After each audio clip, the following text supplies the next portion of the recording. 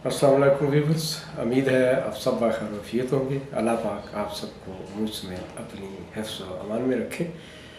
सामईन मोहतरम, आज बात करेंगे 27th amendment of constitution of Pakistan 1973, यानी 27वीं आइनी तरमीम जो आइन पाकिस्तान 1973 में कर दी गई। ये एक हफ़्ता कबल यानी 13 नवंबर 2025 को पास की गई और प्रेजेंटेड बाय लॉ मिनिस्टर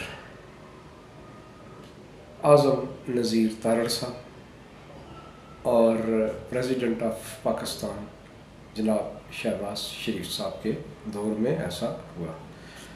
अच्छा, सवाल ये पैदा होता है कि आइनी तरमीम क्यों की जाती हैं जब आइन पाकिस्तान आपके पास मौजूद है, और फिर उसमें तरमीम क्यों की जाती हैं। और आप ये देखें कि 73 से अब तक कोई 42-43 साल हो चुके हैं। 42-43 साल में 27 तरमीम कर दी गई हैं। तो सवाल ये पैदा होता है कि क्या उस वक्त का आइन जो 1973 में बना था, क्या वो नाक़िस था? ऐसा हरगिज़ नहीं। दरअसल बात ये होती है, ये वक्त का तकाज़ा है।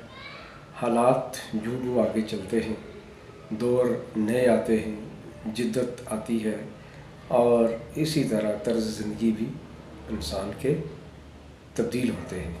जब इंसान का तर्ज़ ज़िंदगी तब्दील होता है, माशरे आपस में जब तब्दीली की ये मनाज़िल तय करते हैं, तो फिर यकीनन ऐसी सूरत में नए दौर के तकाज़ों को पूरा करने के लिए आइन में तरमीम नागज़ीर हो जाती है। एक तो इसकी ये वजह हो गई। दूसरी बात यह है कि ये इस्तेहकाक किसके पास है। ये इस्तेहकाक लाज़मी बात है कि पार्लियामेंटेरियन या असम्बली के जो लोग हैं, असम्बली में जो लोग बैठते हैं, उन लोगों का काम है कि वो इसके ऊपर कानून साज़ी करें, यानी उनका काम ही कानून साज़ी करना है।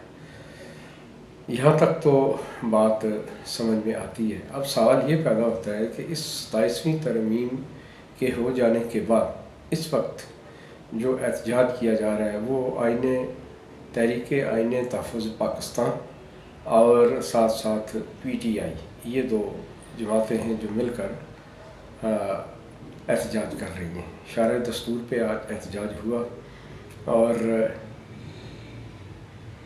तहरीक तहफ़्फ़ुज़ आइन पाकिस्तान के जो सरबराह हैं वो मुस्तफ़ा नवाज़ खोखर हैं, वो एक लायर हैं और वो सरबराही कर रहे थे। उन्होंने कुछ नुक्ते भी बयान किए।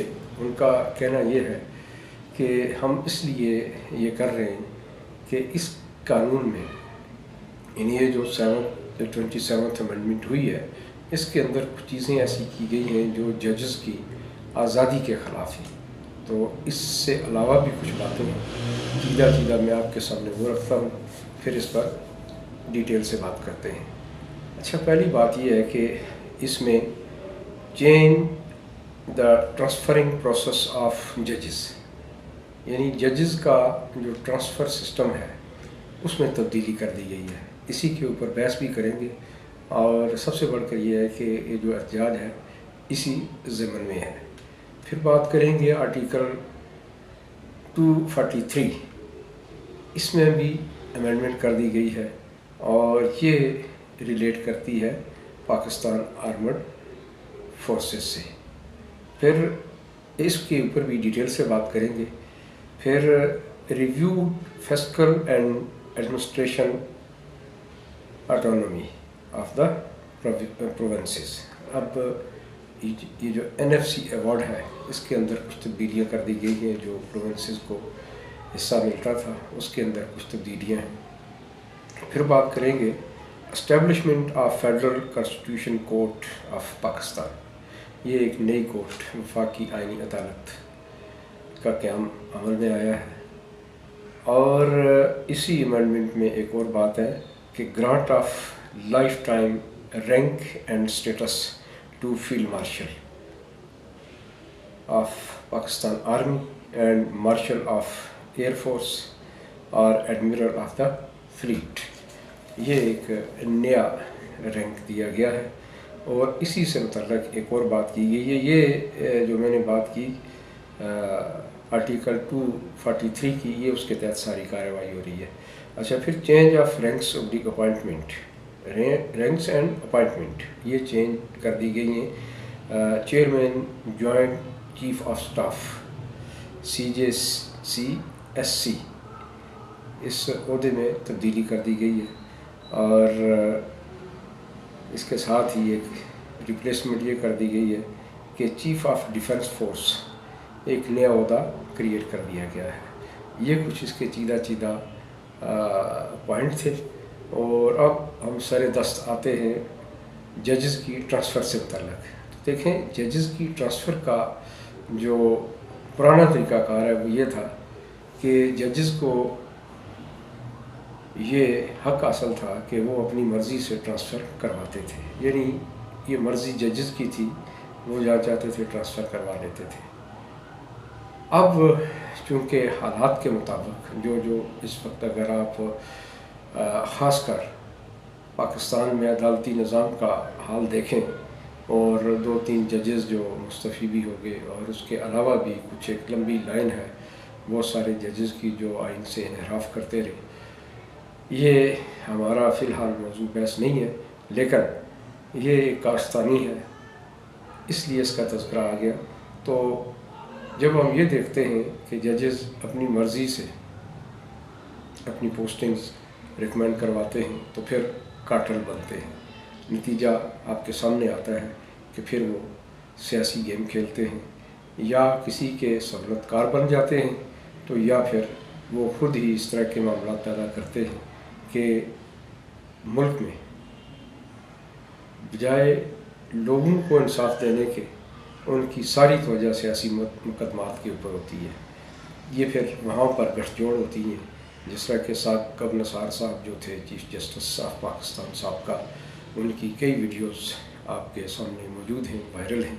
तो इस तरह के मामला उठते हैं, ये कार्टल्स का सबब बनते हैं। दूसरी बात यह है कि अब जो सिस्टम कर दिया गया है वो जजेस की मर्ज़ी से नहीं, बल्कि ज़रूरत के मुताबिक जहाँ हुकूमत चाहेगी या जहाँ उनकी ज़रूरत होगी, सुप्रीम कोर्ट ऑफ पाकिस्तान जहाँ चाहेगी, इन्हें ट्रांसफ़र कर दिया जाएगा। और अगर इस ट्रांसफ़र के अगेंस्ट वो रिफ्यूज़ल पेश करते हैं या कोई और उज़र पेश करते हैं, तो ऐसी सूरत में उन्हें बाकायदा फ़ाइन किया जाएगा और यहाँ तक कि उन्हें नौकरी से बर्खास्त भी किया जा सकता है। अब सवाल ये पैदा होता है कि ये ज़्यादती है या तकाज़ा है वक्त का। तो यकीनन ये वक्त का तकाज़ा है। आप एक मिसाल मैं आपके सामने रखता हूँ पाकिस्तान आर्मी की। पाकिस्तान आर्मी के जो लोग हैं वो इन जजेस के मुकाबले में बहुत कम पैकेज उनका है, उनकी तनख्वाहें बहुत कम में, और उनकी ड्यूटीज़ जजेस से 4 गुना ज़्यादा हैं और सख्त किस्म की और हार्ड किस्म की। आप तसव्वुर नहीं कर सकते कि सियाचिन के बॉर्डर पे जब हर तरफ बर्फ़बारी होती है, बर्फ़ के अलावा कोई और चीज़ नज़र नहीं आती, और उन बर्फ़ पोश पहाड़ों के ऊपर ड्यूटी, जहाँ दर्जा हरारत जो होता है वो नुक्ता इंजमात से कई दर्जे गिरा होता है, तो ऐसी सूरत में वो अपनी ड्यूटी सर अंजाम दे रहे होते हैं, लेकिन वो मर्ज़ी से नहीं जाते। उन्हें जहाँ ट्रांसफ़र किया जाता है वक्त की ज़रूरत होती है, जहाँ ज़रूरत पेश आती है उन्हें भेजा जाता है और वो बखुशी जाते हैं, अपनी ड्यूटी सर अंजाम देते हैं। तो क्या अगर वहाँ पर ये कानून लागू है तो जजेस के लिए क्यों नहीं? वो भी इसी मुल्क का हिस्सा है और वो भी एक इंसान है और ये भी एक इंसान है। तो आप खुद सोचिए कि फिर फ़र्क क्यों? अगर इंसाफ के जो अलमबरदार हैं वो अगर इस तरह की बात करेंगे तो फिर बात समझ में आती है कि वो इंसाफ नहीं कर रहे। तो सामीन मोहतरम, ये कुछ बातें थी जो आपके गोश गुजार करनी थी। अब रही बात ये कि पाकिस्तान आर्मी के रैंक्स कौन कौन से तब्दील किए गए या उसमें क्या क्या तब्दीलियाँ की गई। تو سب سے پہلی بات تو یہ کی گئی کہ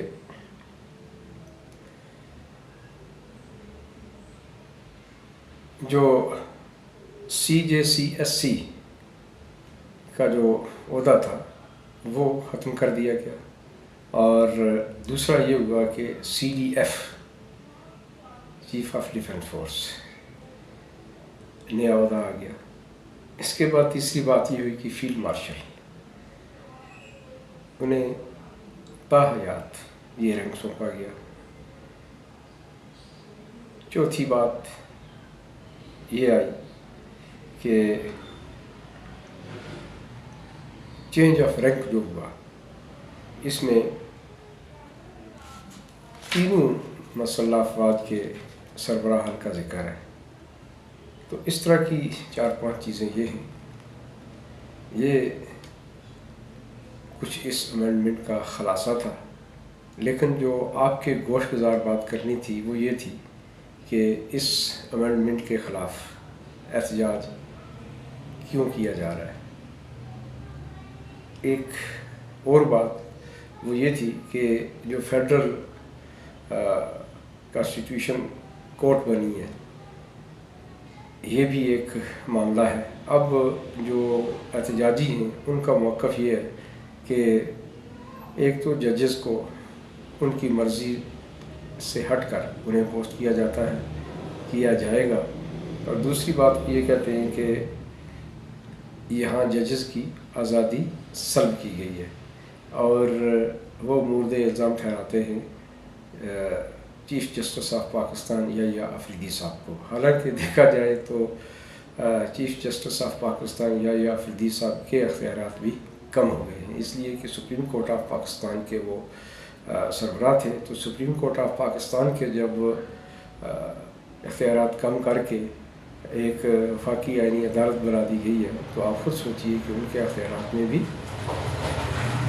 کمی آئی ہے، تو پھر انہیں بھی احتجاج کرنا چاہیے تھا، لیکن وہ سمجھتے ہیں کہ یہ معاملہ بالکل درست ہے۔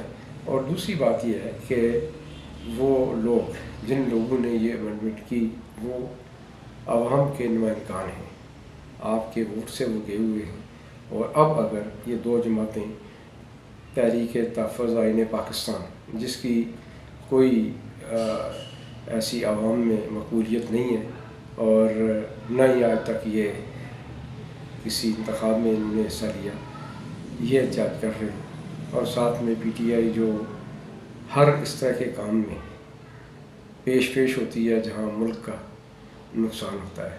تو سامعین محترم، آپ یہاں سے بھی اندازہ لگا سکتے ہیں کہ اونٹ کس کروٹ بیٹھ رہا ہے۔ اور بھی ایسی معاملات ہوتے ہیں جو یہ سامنے نہیں رکھتے لیکن احتجاج کرتے ہیں۔ تو دیکھا جائے براڈ اسپیکٹرم میں ترمیم لازمی تھی، اب تو یہاں تک کہ 28ویں ترمیم کے بارے میں بھی بحث چل رہی ہے، تو یہ آئین کا حصہ ہے اور وقت کا تقاضا ہے۔ یقیناً جدت آنی چاہیے، نئے قانون آنے چاہیے، پرانے فرسودہ قانون تبدیل ہونے چاہیے۔ اس کے ساتھ تمام عوام کو ہونا چاہیے اور خندہ پیشانی کے ساتھ ہونا چاہیے۔ آپ کے سامنے ہمارے عدلیہ کا جو پرانا سسٹم ہے وہ اس قدر پوشیدہ ہے کہ عوام کو انصاف ملنا محال ہے۔ جب یہ سچویشن آپ کے سامنے ہے، اس کے اوپر آپ میری پچھلی کئی ویلاگز دیکھ سکتے ہیں، ان میں آپ کو بڑی ڈیٹیل کے ساتھ یہ بات آپ کے سامنے آئے گی کہ اس عدلیہ کا جو پاکستان کی عدلیہ ہے یہ کس سٹیج پر کھڑی ہے، اور اگر اب بھی اس میں تبدیلیاں نہ ہوں تو پھر یقیناً یہ مزید پستی کی طرف جائے گی، اور جب اس طرح ہوگا تو عوام الناس جو پہلے ہی سے انصاف کے لیے ترس رہے، سوچئے ان کا کیا ہوگا۔ تو سامعین محترم، یہ میرے لیے، آپ کے لیے، ہم سب کے لیے ایک سوالیہ نشان ہے کہ کیا ہمیں ایسی صورت میں احتجاج کرنا چاہیے، یا ہمیں یہ دیکھنا چاہیے کہ اس وقت اس کی اشد ضرورت ہے۔ سامنے محترم، اسی کے ساتھ اجازت دیجیے۔ اللہ حافظ.